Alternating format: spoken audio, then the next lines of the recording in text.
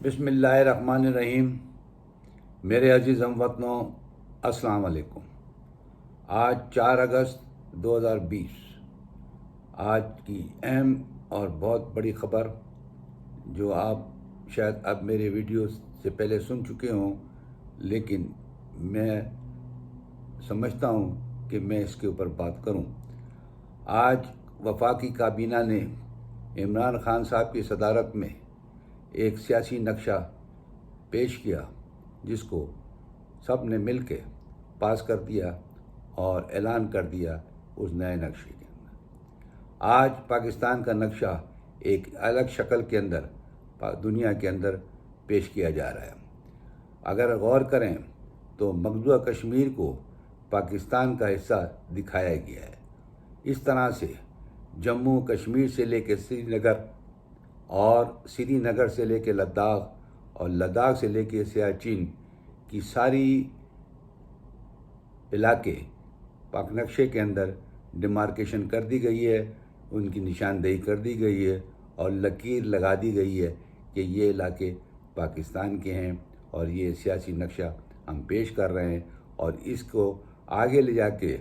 United nations کے اندر پیش کیا جائے گا، تاکہ اس کے تحت کارروائی کی جائے اور کشمیر کے حصے کو آزاد کرایا جائے۔ آج یہ بات سوچنے کی ہے کہ یہ واقعہ کیوں پیش آیا،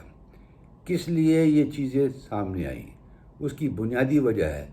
5 اگست 2019 کشمیریوں کے لیے ایک آفت اور ظلم کی، بربریت کی ایک ایسی مثال شروع ہوئی جو 5 اگست 2020 تک 1 سال ہو جائے گا کہ وہاں پر مکمل کرفیو لگا ہوا ہے، کسی کو بھی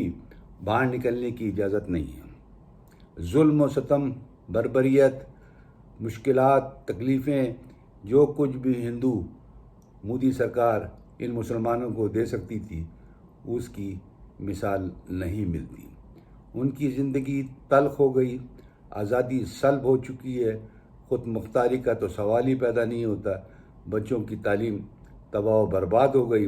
کاروبار ختم ہو گیا، معاشی زندگی تباہ و برباد ہو گئی۔ لہٰذا آج پاکستانی حکومت پرائم منسٹر عمران خان کی صدارت میں یہ ساری چیزیں آج رونما ہوئیں، اور یہ خوش آئند بات ہے کہ ہم نے کم سے کم اتنی ہمت تو ہے کہ ہم دنیا کو بتا سکیں کہ ہمارے ساتھ کیا چیز ظلم ہو رہا ہے، اور ان ٹھیکیداروں سے بات کر سکیں جو مسئلہ کشمیر کو حل کرانے کے لیے آج تک کبھی بھی سنسیئر نہیں ہوئے، کبھی انہوں نے یہ کوشش نہیں کی کہ ان معاملات کو حل کیا جائے۔ میں ہمیشہ سے کہتا آ رہا ہوں کہ یہ ساری چنگاری برطانیہ کی لگائی ہوئی ہے، اور وہ حرکتیں کرتا ہے جس کو دنیا نہیں دیکھتی، کیونکہ جب پاکستان کے بٹوارا ہوا تو یہ چنگاری کشمیریوں کے حوالے سے برطانیہ انڈیا اور پاکستان کے بیچ میں چھوڑ کے گیا، اور اس طرح سے اس کے اوپر کئی جنگیں بھی ہوئی، کئی دفعہ مار کا آرائیاں ہوئی، فوجیں آمنے سامنے لڑیں، لیکن آج تک یہ مسئلہ نہیں حل ہوا۔ لہذا اب یونائٹڈ نیشن کا نمبر آتا ہے، اب یہ نقشہ وہاں پیش کیا جائے گا، اور یہ مطالبہ کیا جائے گا ان ایوانوں سے جو صاحب اقتدار اپنے آپ کو کہتے ہیں، ان سے یہ مطالبہ کیا جائے گا کہ جس طرح سے آپ نے اسرائیل کو ان کو جگہ دی، اس طرح سے پاکستان کو بھی مقبوضہ کشمیر کا علاقہ دیا جائے، اور جو بارڈر لائن ہم نے کھینچی ہے اس کو پرمننٹ مانا جائے، اور اس کے اوپر فوری اقدامات کی ضرورت ہے۔ لہذا جو کچھ مودی سرکار نے سوچا تھا وہ دھڑم تختہ ہو گیا، اور اب ایک نئی لہر شروع ہوئی ہے، اور وہ سفارتکاری کی بھی ہے، اور لوگوں کی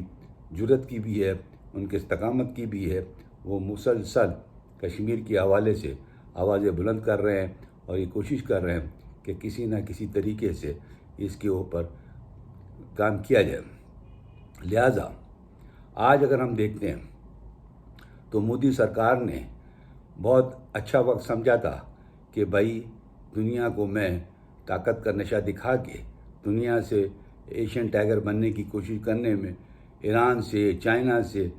رشیا سے، سب سے اس کے تعلقات بہتر بنانے کی کوشش کی، لیکن آخر کار اللہ جو کو منظور ہوتا ہے وہی ہوتا ہے، اس میں فیل ہو گیا۔ آج چائنا لداخ کے حوالے سے اپنی فوجیں اتار چکا ہے اور تقریباً 90% حصہ لداخ کا اس نے قبضہ کر لیا ہے اور اپنی جو سرحدیں ہیں ان کو مضبوط کرتا جا رہا ہے۔ مطلب یہ ہوا کہ جب مودی اپنی طاقت کے نشے میں پریزیڈنشیل آرڈر کے ذریعے 370 کو اور 35A کو ہٹانے میں کامیاب ہو گیا تو اس نے کرفیو لگا دیا۔ کرفیو لگانے کی تاریخ 5 اگست 2019 تھی اور اس کے تحت اس نے وہی ظلم شروع کر دیے جو دہائیوں سے کشمیریوں کے اوپر ہو رہے تھے۔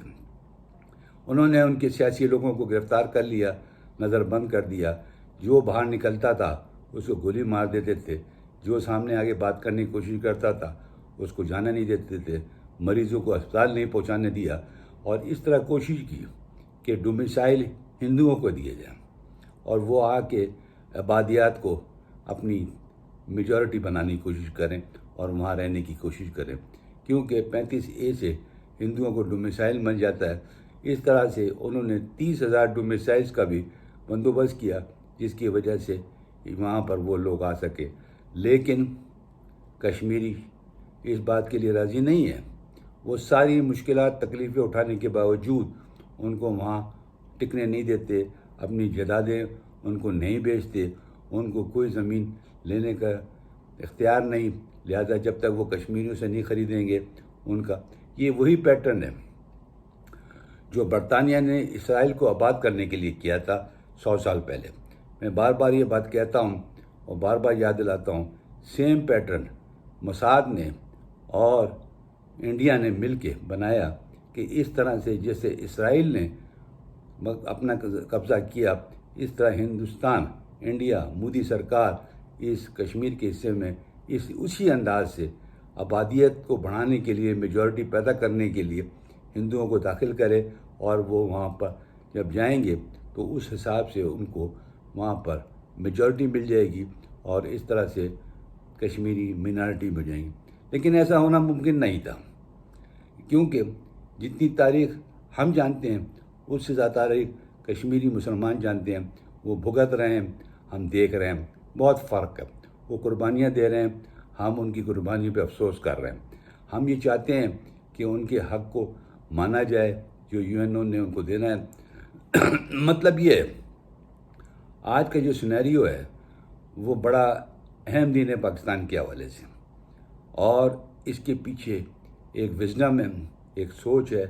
تاکہ اگر کوئی دنیا کے اندر سفارتکاری کو مانتا ہے، کوئی انسانیت کو مانتا ہے، یہ تنظیمیں بڑے بڑے نام جو ہیومینیٹرین گراؤنڈز کے اوپر مشکل ڈال دیتی ہیں دنیا کے اندر، آج اور کئی سالوں سے یہ کہاں سو رہے ہیں؟ اور انہوں نے آج تک کشمیر کے ساتھ ظلم و ستم پر آواز کیوں نہیں اٹھائی؟ اس لیے نہیں اٹھائی کہ یہ اینٹی مسلم ہیں،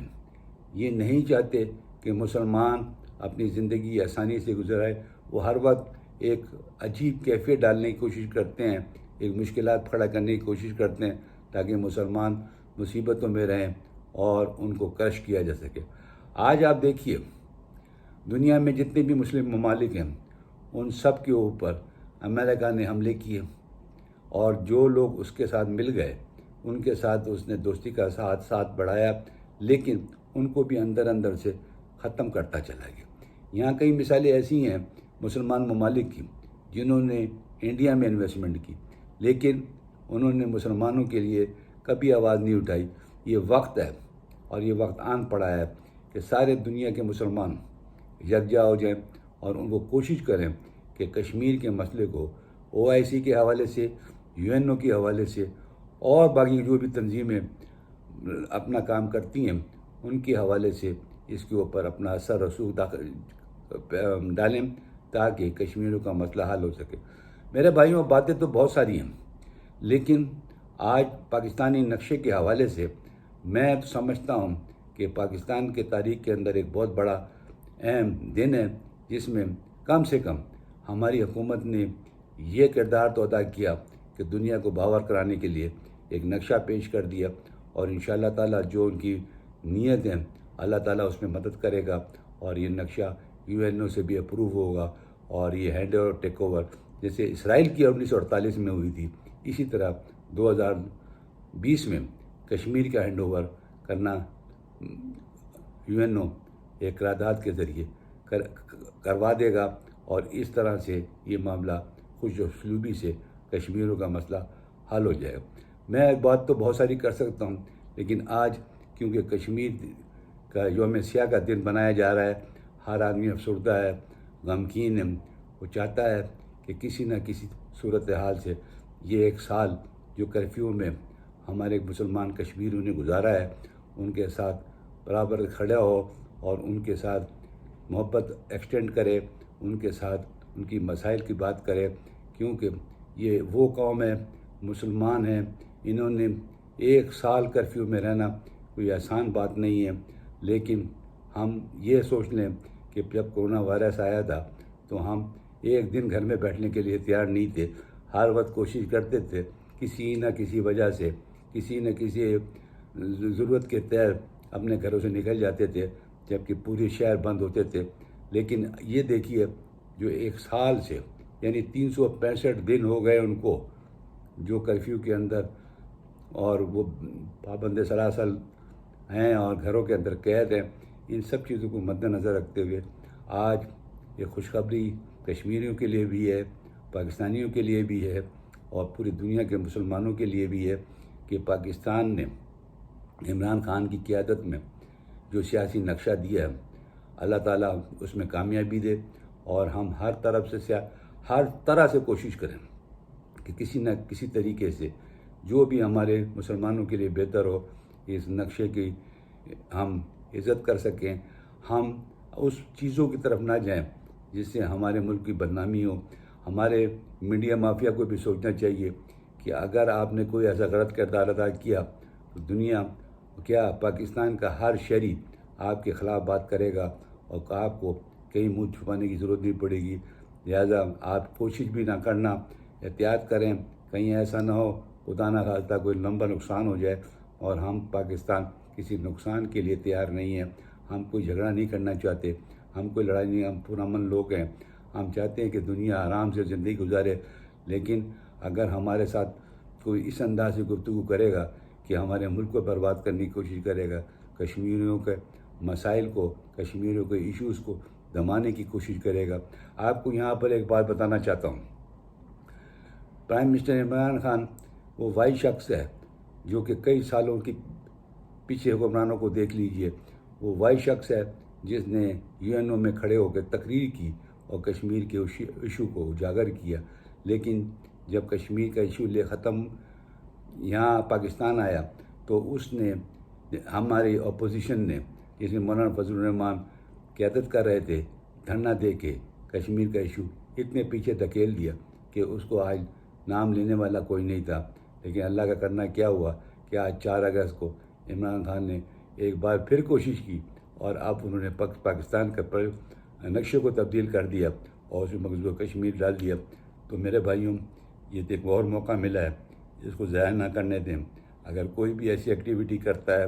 کوئی بھی دھرنا دینے کی کوشش کرتا ہے، اس کو سختی کے ساتھ کچلے۔ عوام کی جو طاقت ہے وہ بہت بڑی ہوتی ہے، اگر وہ استعمال کرنے پہ ہے تو یہ سارے لوگ جو سیاسی بساط بچھا کے اپنے اپنے مدعاؤں کو لے کے کھڑے رہتے ہیں، ان کو رد کیا جا سکتا ہے۔ آج ہم سب کو پاکستان زندہ آباد کہنا چاہیے، کیونکہ آج پاکستان زندہ اور پائندہ ہے، اور اس کے لیے ہم نقشے کو اپنی زندگی کا ایک حصہ بنائیں، جھنڈے کو اپنی عزت بنائیں، اور اپنے ملک کے لیے ہر وہ کام کریں جو ہماری قوم کے لیے بہتری ہو۔ شکریہ۔